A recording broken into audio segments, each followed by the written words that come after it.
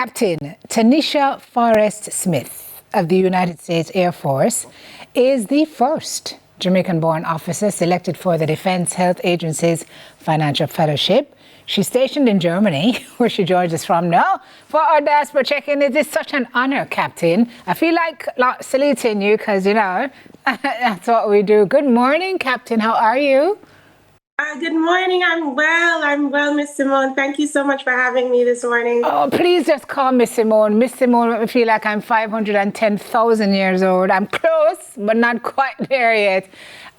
It's an honor to talk to you this morning, not just as a Jamaican, but as an Immaculaton, because that's the school that you went to when you were back home in Jamaica. So ad astra per aspera, we say through difficulties to the stars, and look at where you are.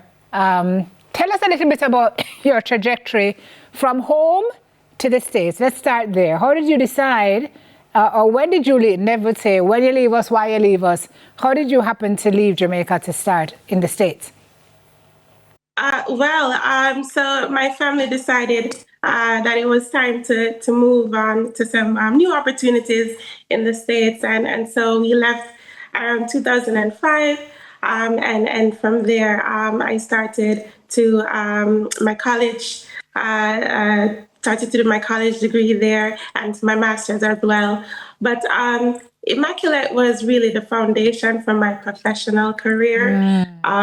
Learned to sharpen my skills there regarding networking, connectivity, soft skills, and also academic discipline. Of all the U.S. military branches, the Air Force is the most academically inclined, whereas the other branches, they tend to focus more on combatives, weapon systems, and equipment. And so I credit Immaculate for providing the foundation for me to become successful in my position today. Well, every single Immaculaton is proud. Like, I'm getting goosebumps now from that. So why did you decide to enlist? So I'm a medical officer in the Air Force. And when I was in the US, I completed my master's degree in healthcare management. Simultaneously, I was working in banking. And I just remember having an overwhelming feeling of being stuck. And so I felt as though there is more that I could be doing.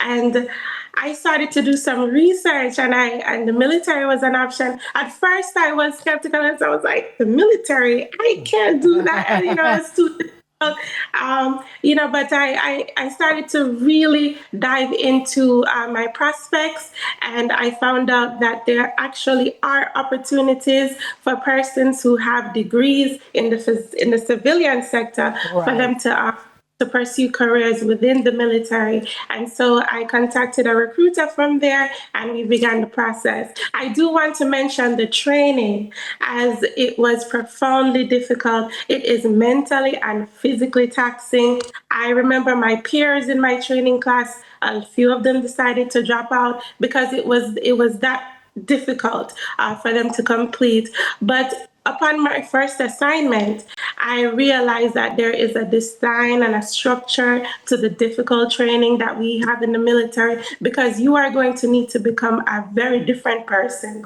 in order to become successful in our fields. Different version of yourself. Exactly. So to be clear, you're not on frontline duty.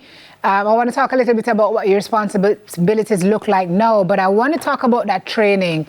You said it was so difficult. What elements, of course, of what you can share? Sure. Tell us about that training process.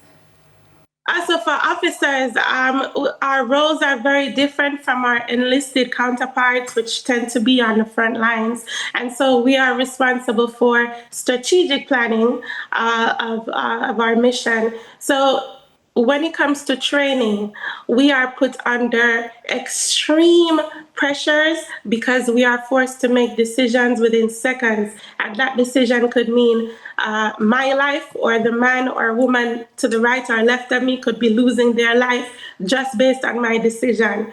And so we simulate those situations. And of course, we have our military personnel screaming at us from all angles of the room, and the pressure is heightened. And we also have to maintain physical fitness on top of that intellectual fitness. So it is an arduous ordeal, and I credit anyone who has decided to raise their hand to do it.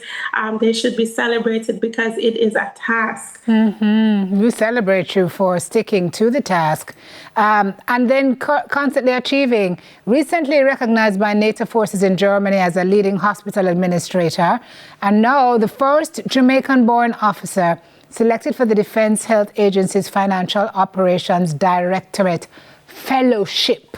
What you saying to me? Tell me all about it. How does that feel? Like, it feels good for me to read it and it's not me. How does it feel? Thank you. Appreciate it. I am currently stationed in Germany at NATO. This past July, I was recognized by Brigadier General Thompson, who oversees Air Force operations at this NATO air base in Germany. And so I was recognized for the work that I've been doing as a healthcare administrator for the United States Air Force. And it is a rare achievement, as individuals recognized at this level usually are our weapons officers, our intelligence officers, our combative officers. So for me, as a military healthcare professional, it is a rare recognition, and it was profoundly humbling. And I was really excited about that. Big deal business. Yes, and to answer the second part of your question, so the Defense Health Agency manages healthcare for the entire United States military. And so the fellowship that houses the financial directorate for which I was selected, in my fellowship, I'll be managing the $56 billion budget execution for military healthcare for all U.S. branches of the military. And so it is a high-vis position, very well sought after. There were 68 applicants this year, from which I was chosen. And so we then later found out that it is a fact that I am the first Jamaican to be selected. Oh, man. I was very excited, as you can imagine, because I know what it means for the diaspora. Of course, but what it means for you and for your family. I saw you holding a Bunununis baby with a very handsome gentleman by your side. Is that your family? Yes. So that's my husband, Damien, and my son, Zachary. And I just want to say, for military members all over the world, having a strong support system is imperative, as it requires a high level of flexibility just to be around us. At a moment's notice, we can be called to disclosed or undisclosed locations, and we have to pick up the whole family and move. Yeah. And so our support system needs to be as strong as that. And that is my support system. I do want to, if I may, my family for a little bit. My father, Mr. Lindbergh Forrest, he was a police officer in the Jamaica Constabulary Force for 15 years. And so I'm kind of mirroring him a bit. Mother Donna, she's always encouraging me to go for the next best thing. My husband, Damien, I do have to say, it takes a certain type of man to have a wife in the military. Yes, ma'am. Quite secure, and that is my husband, Damien. He's very secure, very solid. Nothing shakes him, and that is a requirement. My son, Zachary, he's serving as well, because wherever mommy goes, he goes. My aunts, Gina, Madeline, Patricia, Auntie Verona, my uncle Paul, cousins Sophia, Rashawn, who's also serving in the U.S. military as well, Josiane, all my family, and my best friend who is always there, Nicole. So that family structure is very important to our success in these positions. Yeah, important to big up the people who are important and help you to make it happen, because in your situation, it certainly is a village that you will need to help get through the tougher times. Next year, this time, you're going to be serving at the Pentagon, Captain. Are you looking forward to that, and what is going to come with that? Yes, so extremely high vis, as you can imagine.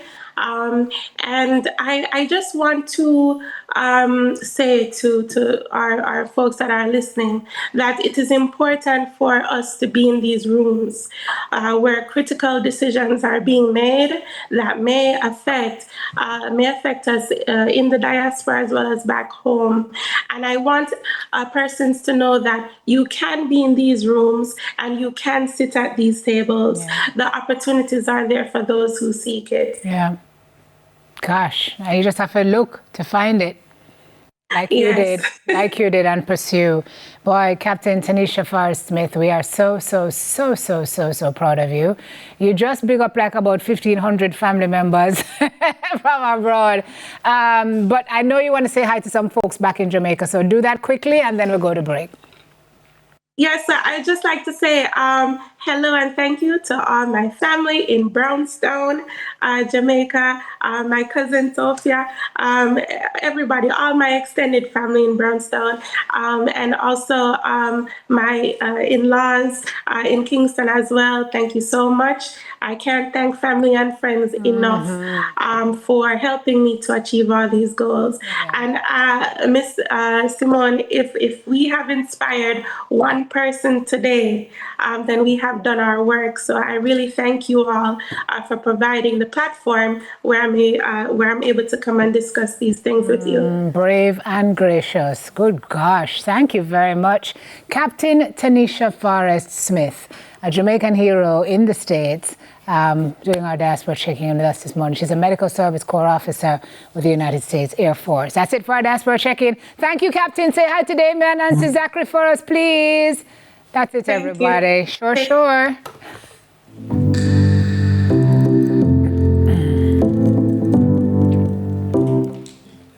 We have more on Smile Jamaica after this break.